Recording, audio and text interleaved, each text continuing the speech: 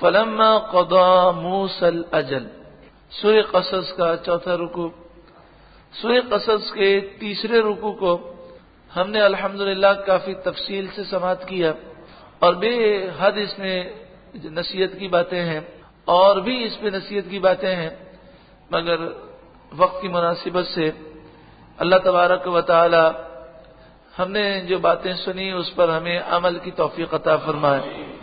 سورہ قصص کا چوتھا رکوع ہے، فلما قضى موسى الاجل، پھر جب موسیٰ علیہ السلام نے میعاد پوری کر دی، وسار باہلہ، اور اپنی بیوی کو لے کر چلے، آنس من جانب الطور نارا، تو آپ نے طور کی طرف سے ایک آگ دیکھی، قال لأہلہ، تو آپ نے اپنی زوجہ سے فرمایا، امکثوا، تم یہاں ٹھہرو، انی آنست نارا، میں نے آگ دیکھی ہے۔ یہ سارا واقعہ ہم پہلے بھی سن چکے ہیں۔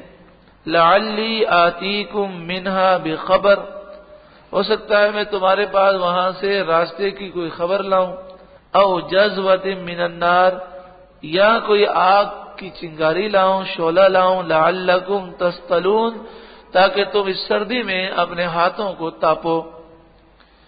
فلما اتاہا نودی من شاطئ الوادی الایمن، پھر جب حضرت موسیٰ علیہ السلام اس آگ کے قریب پہنچے تو آپ کو میدان کے سیدھے کنارے سے پکارا گیا، ندا کی گئی، فی البقعۃ المبارکہ، برکت والے مقام میں، یعنی کوہ طور پر، من الشجرہ، ایک درخت سے آواز آئی، اے یا موسیٰ، آواز اس طرح آئی، اے موسیٰ، انی انا اللہ رب العالمین، بے شک میں اللہ ہوں، رب العالمین ہوں، وَأَنْ أَلْقِ عَصَاكَ، اور آپ اپنا عصا زمین پر ڈال دیں، فَلَمَّا رَآهَا تَهْتَزُّ، جب موسیٰ علیہ السلام نے اسے دیکھا کہ وہ لہرا رہا ہے،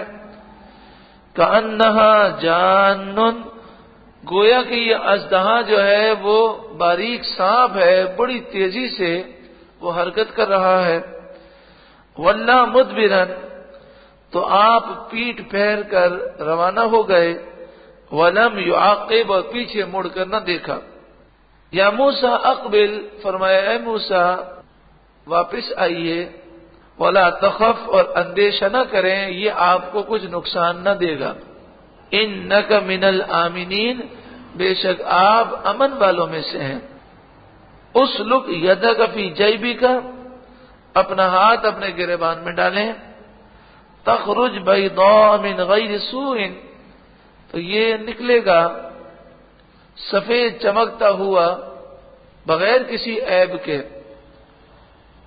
وَاضْمُمْ إِلَيْكَ جَنَاحَكَ مِنَ الرَّهْبِ، اور اپنا ہاتھ اپنے سینے پر رکھ لیں خوف کو دور کرنے کے لیے۔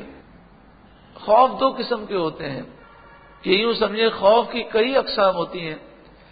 ایک خوف طبعی ہوتا ہے، طبعی خوف سے مراد یہ ہے کہ جو جسم کے اندر جو قوت ہے، حالات، خطرناک حالات میں مقابلہ کرنے کی وہ قوت جو بیدار ہوتی ہے، اسے طبعی خوف کہتے ہیں۔ مثلا شیر سامنے آ جائے اور یوں انسان نیند کے اندر ہو، غنودگی ہو رہی ہو، بدن سست ہے، لیکن جیسے ہی شیر سامنے آئے گا ساری نیند اڑ جائے گی اور بدن میں بڑی جو پھرتی پیدا ہو جائے گی۔ یوں سمجھیے کہ جتنے بھی حواس خمسہ ہیں اور جتنے بھی حواس ہیں وہ سارے بحال ہو جائیں گے اور بڑی جسم میں قوت پیدا ہو جائے گی، اور جسم اپنے بچاؤ کے لیے آرڈر کرے گا، دماغ بھی بڑی تیزی سے کام کر رہا ہوگا۔ تو یہ چیزیں جو ہیں یہ اللہ تعالیٰ نے نعمت عطا فرمائی، لیکن جب یہ معاملہ ختم ہو جاتا ہے تو اس وقت اس خوف کے اثرات ضرور ہوتے ہیں، جسے خوف طبعی کہتے ہیں۔ اس اثرات کو دور کرنے کے لیے فرمایا کہ اپنا ہاتھ سینے پہ رکھیں تو یہ خوف طبعی کے اثرات دور ہو جائیں گے۔ یعنی مثال کے طور پر آپ نے کوئی خوفناک منظر دیکھا تو دل کی دھڑکن خود بخود تیز ہو جاتی، تو آپ اپنے سینے پر ہاتھ رکھیں تو سکون مل جاتا ہے اور یہ خوف طبعی دور ہو جاتا ہے۔ فَذَانِكَ بُرْهَانَانِ مِن رَبِّكَ إِلَى فِرْعَوْنَ وَمَلَئِهِ، تو یہ دونوں حجتیں ہیں تیرے رب کی طرف سے، فرعون اور اس کے درباریوں کی طرف یہ دونوں معجزات لے کر جاؤ۔ انہم کانوا قوما فاسقین، بے شک وہ نافرمان لوگ ہیں۔ قال رب انی قتلت منہم نفسا، عرض کی مالک میں نے ان کے ایک بندے کو قتل کر دیا ہے، ان کے ایک آدمی کو میں نے قتل کیا ہے۔ یہ قتل تو جان بوجھ کے نہیں کیا، لیکن ہوا تو میرے ہاتھ سے ہے۔ وہ تھا تو کافر، مگر یہ ظالم قوم ہے، تو جب میں جاؤں گا تو کہیں گے کہ مجرم آ گیا، اور وہ مجھے اس قتل کے بدلے میں قتل کر دیں گے۔ فَأَخَافُ أَن يَقْتُلُونَ، مجھے اس بات کا خوف ہے کہ کہیں وہ مجھے قتل نہ کر دیں۔ حضرت موسیٰ علیہ السلام نے کیوں فرمایا؟ فرمایا کہ جس مشن کو میں لے کر جاؤں گا وہ مشن پورا نہیں ہو سکے گا، تو اے مالک و مولا تو اس معاملے میں میری مدد فرما۔ وَأَخِي هَارُونُ هُوَ أَفْصَحُ مِنِّي لِسَانًا، اور میرا بھائی ہارون مجھ سے زیادہ فصیح و بلیغ زبان رکھتا ہے، میری زبان میں تو رکاوٹ ہے، اس کی زبان مجھ سے زیادہ فصیح ہے۔ فَأَرْسِلْهُ مَعِيَ رِدْءًا، تو اسے میرے ساتھ میری مدد کے لیے رسول بنا کر بھیج، یصدقنی، تاکہ وہ میری تصدیق کرے۔ انی اخاف ان یکذبون، مجھے ڈر یہ ہے کہ وہ مجھے جھٹلا دیں گے، میری بات کو وہ جو تسلیم نہیں کریں گے۔ قال، اللہ تعالیٰ نے فرمایا سنشد عضدک باخیک، ہم عنقریب آپ کے بازوؤں کو مضبوط کریں گے آپ کے بھائی کے ذریعے، یعنی انہیں بھی نبی بنائیں گے۔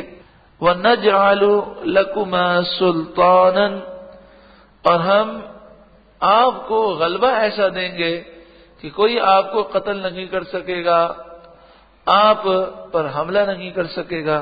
فَلَا يَصِلُونَ إِلَيْكُمَا، تو آپ دونوں کو یہ لوگ نقصان نہیں پہنچا سکیں گے۔ بِآیاتنا، میری نشانیاں لے کر جائیں۔ انتما ومن اتبعکما الغالبون، آپ بھی اور جو آپ کی پیروی کریں گے وہ غالب رہیں گے۔ فلما جاءهم موسیٰ بآیاتنا بینات، پھر جب موسیٰ علیہ السلام ہماری روشن نشانیاں لے کر پہنچے ان کے پاس، قالوا ما هذا الا سحر مفترى، تو وہ ظالم بولے کہ یہ تو بناوٹ کا جادو ہے۔ وما سمعنا بهذا في آبائنا الاولین، اور جو باتیں یہ بتاتے ہیں ایسی باتیں تو ہم نے اپنے پچھلے باپ داداؤں میں بھی نہیں سنی۔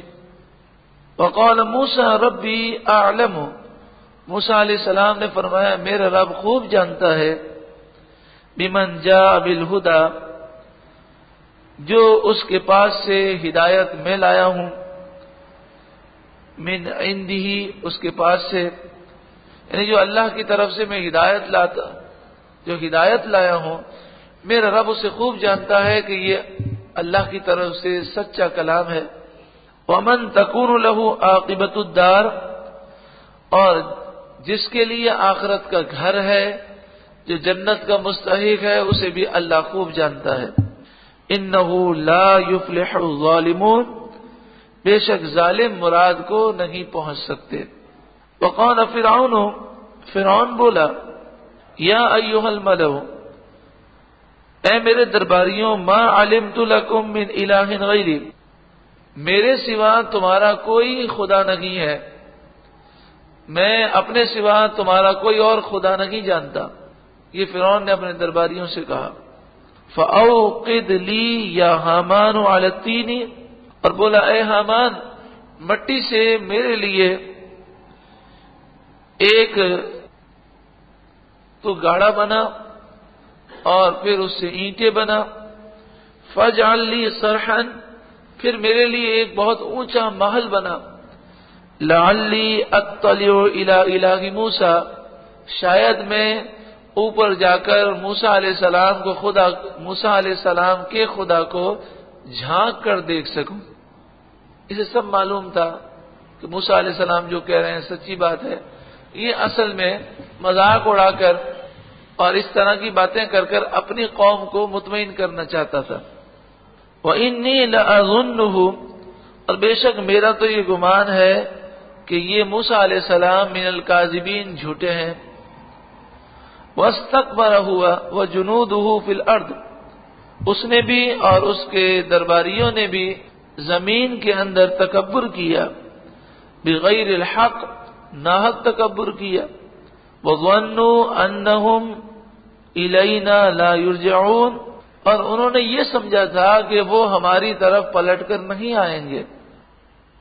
انہیں یہ خیال نہیں آیا کہ یہ تکبر کر رہے ہیں تو ایک نہ ایک دن رب کے دربار میں جانا ہے، اور جب اس کے دربار میں جائیں گے تو اس تکبر کی سزا ملے گی۔ فَأَخَذْنَاهُ وَجُنُودَهُ، تو ہم نے فرعون کو اور اس کے لشکریوں کو پکڑ لیا۔ فَنَبَذْنَاهُمْ فِي الْيَمِّ، اور پھر ہم نے انہیں سمندر میں ڈبو دیا۔ فَانظُرْ كَيْفَ كَانَ عَاقِبَةُ الظَّالِمِينَ، تو دیکھو ظالموں کا کیسا برا انجام ہوا۔ وَجَعَلْنَاهُمْ أَئِمَّةً، اور ہم نے ان بنی اسرائیل کو جب نجات دے دی اور یہ فرعونی ہلاک ہو گئے تو اب یہ عبرت والی بات ہر کوئی سمجھ لے کہ جو دنیا کے اندر گناہوں کی دعوت دیتا ہے وہ جہنم کے اندر بھی لوگوں کو لے جانے والا ہوگا۔ جو دنیا میں گناہوں میں سردار بنا ہوا ہے وہ کل بروز قیامت جہنم میں بھی لے جانے والوں کا سردار بنے گا اور وہ ان سب کو جہنم میں لے جائے گا۔ وَجَعَلْنَاهُمْ أَئِمَّةً، ہم نے ان ظالموں کو پیشوا بنا دیا۔ يَدْعُونَ إِلَى النَّارِ، وہ جہنم کی آگ کی طرف بلاتے ہیں۔ وَيَوْمَ الْقِيَامَةِ لَا يُنصَرُونَ، اور قیامت کے دن ان کی مدد نہ کی جائے گی۔ وَأَتْبَعْنَاهُمْ فِي هَذِهِ الدُّنْيَا لَعْنَةً، اور اس دنیا میں ہم نے ان کے پیچھے لعنت لگائی۔ وَيَوْمَ الْقِيَامَةِ هُمْ مِنَ الْمَقْبُوحِينَ، اور قیامت کے دن ان کا برا حال ہوگا۔